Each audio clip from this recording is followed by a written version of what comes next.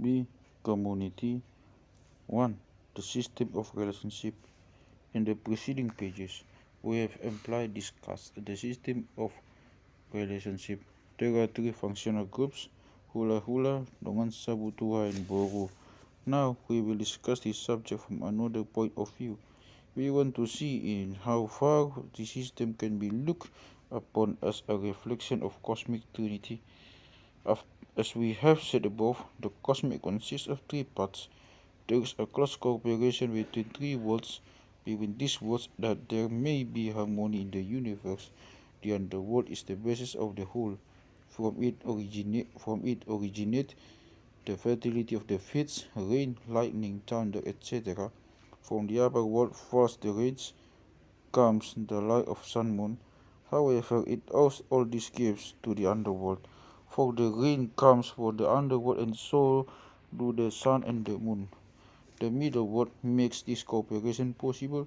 It has a regulating function. The conception mentioned by our informants and found in Wagnek's religion P108 that silaon na bolon, si baso na bolon, Hibes OCP 160. Pay occasional visits to the upper and underworld may point in this direction.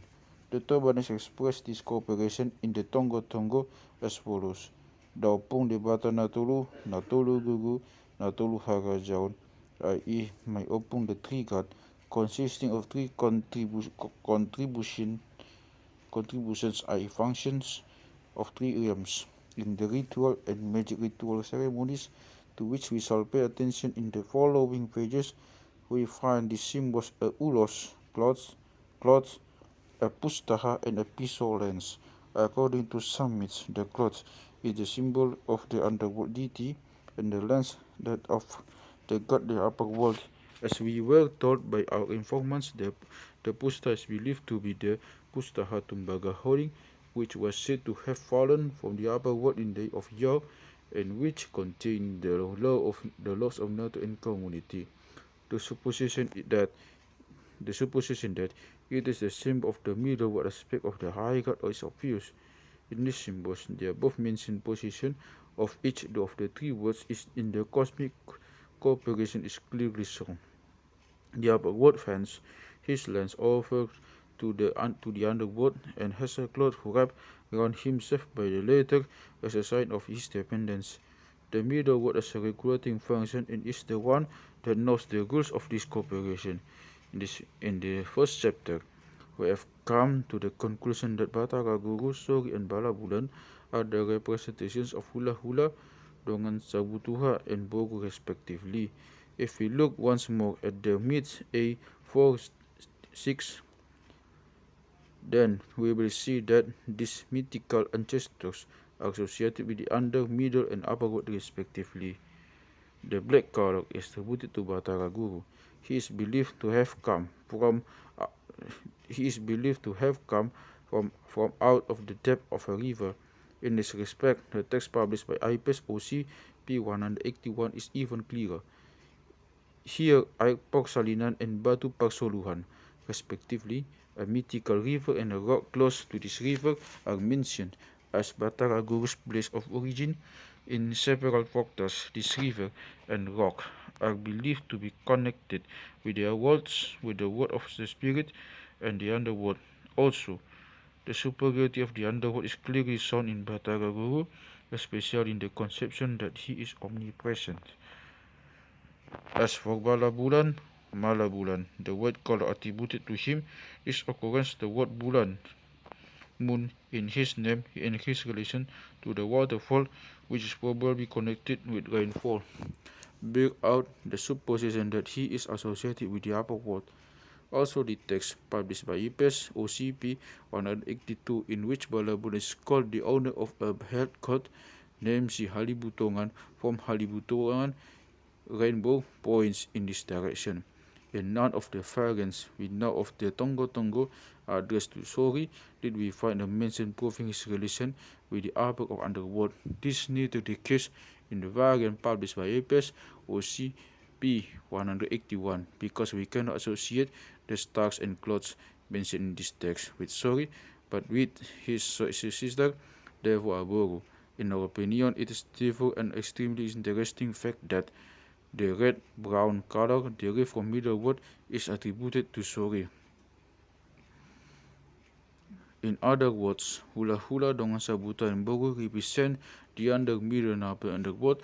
Together they form a cosmic community. In the first chapter, we have already pointed at their cooperation. If, however, we should want to defend the viewpoint that this cooperation is a realization that the cosmic cooperation, that we must once more call attention to certain points. Their cooperation is most clearly manifested in the exchange of presents. The presents given by the hula hula to the book are called ulos, though it is not always clothes which are given. They may be ground, money, food, etc. Even more interesting in this respect is the name given to all the presents offered by the bogu to the hula hula. From though they are called piso, gifts of lands never occur. In these names, the deeply rooted feeling of the oneness of the individual and the cosmos is expressed. Every gift coming from the hula hula symbolizes the underworld, and every present given by Bogu represents the upper world. This conclusion forces itself upon us because of the part of the Dongan Sabutua on this occasion, the Dongan Sabuta of the hula hula as well as the Bogu, who form a functional unity together, sometimes take part in the exchange of presents, where the gifts and the presents they receive are not worth mentioning. The Toba Batak have no names from this. The function contribution is simply regulating one in the relation between hula hula and boru, just like the middle word in the totality of the cosmic cooperation. They see to it that everything in the microcosmos takes place in accordance with the adat. The underworld has a predominant position. This conception is also reflected in the relation of hula hula, dongan sabutu haboru, in the smallest cosmic community within the village community. The hula hula is also representative of the high god. He is the representative of the underworld as well as of the universe. This superiority is also evident from the appreciation of the presence, Epheulos, which from a material point of view is always of less value than a piso, is considered to be a greater value. There are two kinds of ulos presented in texture. To the first belong those clothes which the hula hula wraps round his boru as often as he wishes. The second kind is the ragi robe, which as far as we can ascertain is a symbol of the cosmic totality. This cloth is only once wrapped round the same boru. The village. We have already mentioned the village in the first chapter. The supposition forces itself upon us that the village is a reflection of the macrocosmos, the very fact that it is a conditio sine qua non for each village, that it is lodged the three functional groups associated with under, middle, and upper world points in this direction. But apart from this, there are plenty of indications which justify this conclusion. Vergoen OCP 126 describes a Tobanese village as follows. A village, it is a small closed-in square surrounded by a rampart on which tall bamboo trees grow 4-4. Sometimes there is a ditch around, and in it the square Pilip a caged-in group of houses, usually in a row, a few rest barns opposite, also in a row, some small kitchen gardens. Behind them, a fine, empty, and hardened square in the center, a few muddy puddles at the foot of the rampart, some pigs under the houses, dogs nosing about, a few hands catching the ground, a cat in the sun, a woman at a loom before a house, a girl pounding rice in the last losung, i.e. paddy ponder, some toddlers playing in the shadow of a cluster of fruit trees, an empty space where beams and boats have apparently been stored since many years. You can see it with your eyes, you can feel it with your senses. This is a little word complete in itself, but also a living unity in which a small group of men who belong together have lived for a long time when their children are born and where they hope to die. A beautiful description which leaves room for the above-mentioned supposition. It is a great pity that Vergoen has failed to mention one important thing, which is the banyan tree, which is found in every Tobanese village. It is the same tree which was planted in the center when the village was founded, for it is a custom to make the ramparts first, then to plant ein Wagenbaum, Ficus religiosa of Dimitri des Dorfplatzes. Hier bringt man als Bad der Ahnen und der Boras Patinitano der Erdgottheit, die durch das Umwühlen des Bodens beleidigt sein konnte, ein Opfer dar. Winkler OCP 23. Of course, such a tree in the center of the village become a hindrance in the long run, and sooner or later it will be transplanted to another spot near the house of the village chief. If we wonder to what purpose this tree is planted and why the Toba Batak cannot do without it, then it is obvious to accept that it is the representative of the macrocosmic tree. If we take the trouble to read the myths published on page 115 of this work, 150 SK of this work, then we will get acquainted with the view of that Sumatra, which is the middle word, rests on the roots of the tree of life. In other words, Sumatra is comprised in the totality of the tree of life, without which it cannot possibly exist. The middle word only makes sense and can only be conceived as part of the cosmic totality.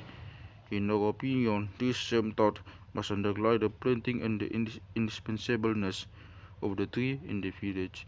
The village is part of Sumatra, and a part is always a totality in itself. Hence, the conclusion may be drawn that the village is microcosmos.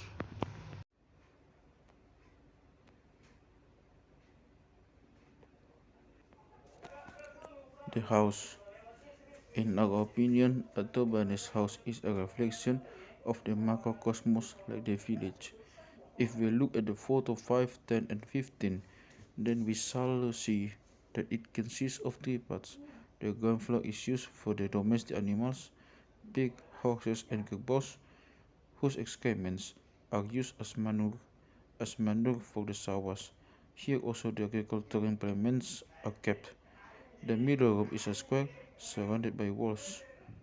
This is the actual dwelling room, accessible from the ground floor by means of a ladder of 5 or 7 steps.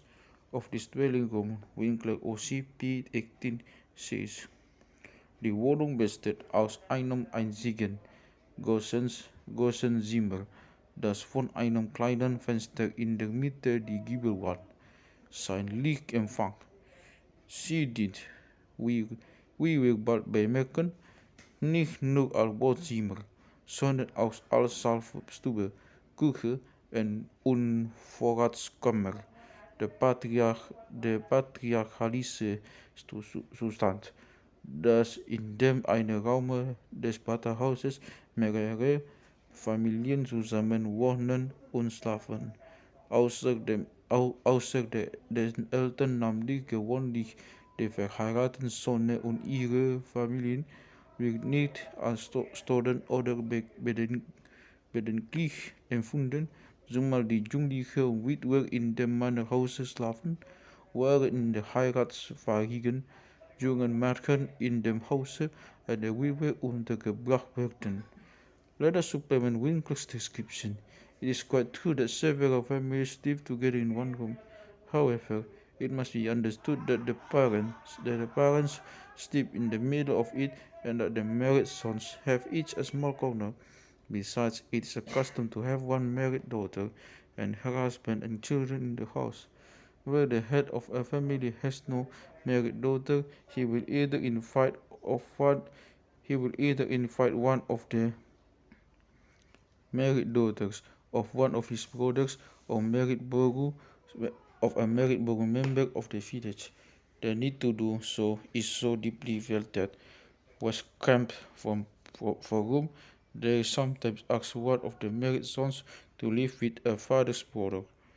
It is possible that this custom is not only the outcome of their view of life, but also practical considerations.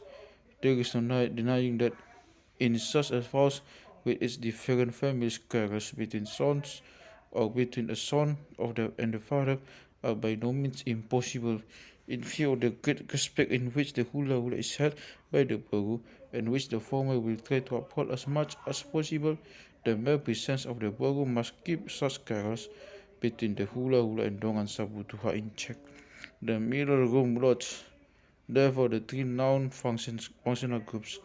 A Domanes house has no ceiling, so the whole construction of the roof can be seen.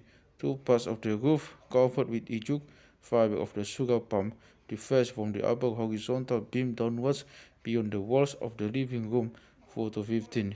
It is obvious that the three parts of the Tobanes house can be associated with under, middle, and upper world respectively. We can therefore look upon the house as a microcosmic representation of the macrocosmic tree of life. This conclusion becomes more probable because of the beautiful carvings on the front and the side walls 4 to 5, which would wrong the Domanes if we consider these to be mere ornaments. Winkler says, rightly OCP 21, in de muur die punten swungwollen linien ornamente de Holzschnitzereien und den übrigen Schmuck nachher ins Auge fassen, erkennen wir bald, dass alles dieses nicht nur so Zierde dient, sondern dass es auch eine symbolische Bedeutung hat. These carvings are painted black, brown, and white, the three well-known colors. Moreover, sometimes painted carvings of a tree can be distinguished. The villager, the Toba Batak, originates from the tree of life, lives in it, and will be united with it again, and thus we shall see that the ceremonies of initiation aim at participating in the under, middle, and upper world.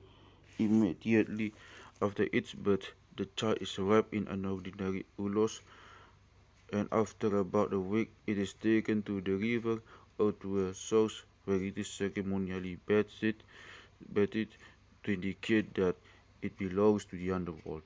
Then follow some ceremonies purporting to let the child participate in the middle world.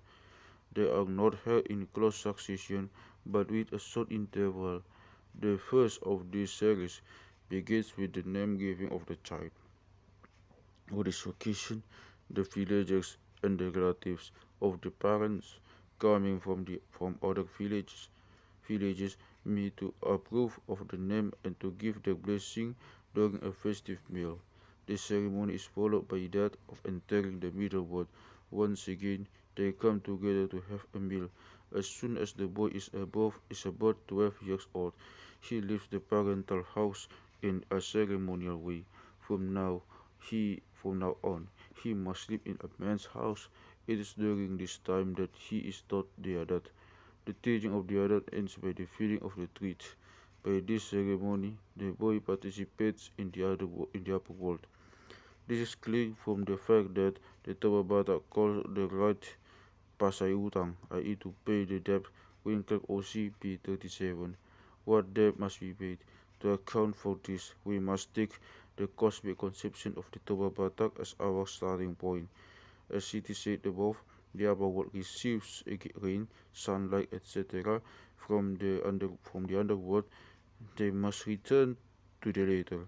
Likewise, the boy is supposed to have received his vital force from the underworld.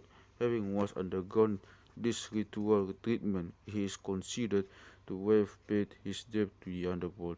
The Pasai Utang rite is also attended with a family feast during which blessings are expressed for the fertility of the future marriage, Winkle OCP 38.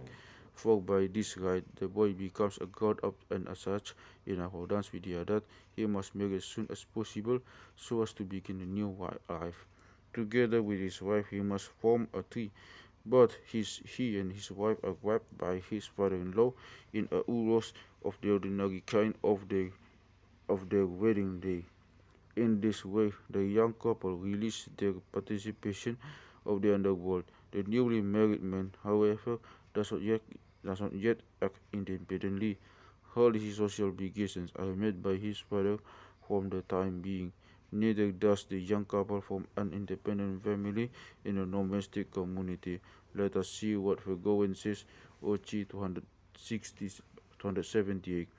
The young couple, Philip Lumbantovic, as yet from the part of the family of the husband's parents, in whose house they are lodging, with whom they are boarding, with whom they are synodok, i.e., they get their food served out. Here, the young couple get the necessary indications as how to behave towards each other. As long as they live with their parents, they have no household, no finances of their own. Dabu-dabuan, the young man is not yet an independent member of the community. The young wife does not prepare the food for her husband and herself, but she helps her mother-in-law to keep house. Not before the ceremony of Manjai to be placed in their own household, i.e., the right to run their own house, do they become independent. At what moment this ceremony will take place cannot be said in a few words, i.e., it depends on the circumstances. If, e.g., the mother-in-law Simatua Boru and the daughter-in-law Parumain get on very well, it may last a considerable time. If not, it takes place after a few months. At any rate, it will happen before the birth of the first child. The ceremony of the Manjai is also attended with a meal to which fellow villagers and relatives from other villages are invited. After this ceremony, the married couple form an autonomous family. They get a small sawah and sometimes also a small garden. In this village community, however, the young couple does not yet act independently, at least in those districts where the other is still rigorously observed. The young husband is not allowed, e.g., to enter into important financial obligations of his own accord, Vergoen OCP 279 SQ. It's probable that the Manjai aims the participation of the young couple in the middle world, the custom to perform his rite at any rate before the birth of the first child also points in this direction. For with this birth, the married couple begins to become part of the macrocosmic tree, which has its roots in the upper world. We said begins because the macrocosmic tree has more roots. The married couple only becomes a microcosmic tree as soon as they are blessed with grown-up sons and at least one daughter. It is said of the Toba Batak that they attach more value to the possession of a son than of a daughter. This may be true, but for indeed they marry a second time when all hopes to be blessed with sons have proved to be in vain. The same, however, is the case if no daughter is born. When we look upon the matter in connection with the participating mentality, this will hardly surprise us. The tree of life comprises man and woman. The married son goes on living in the paternal home after the Manjai and the birth of the first child. These children have nearly reached the marriageable age. Then he must build a house of his own, at least if he is not the eldest son, in which case he will not inherit the paternal house after his father's death. When the house is built, he must ask others to live with him. If he has not any married sons or daughters yet, he will invite his Dongan Sabutuha, who cannot yet afford to build a house, and a married Bogu member of the village. As soon, however, as his children are married, they must live in, as we ascribed in the previous paragraph. So the father forms a tree with four branches like the macrocosmic one. He is now a complete macrocosmic tree, and he is only waiting for death. Then a banyan tree will be planted on his grave so as to symbolize his union with the macrocosmic tree.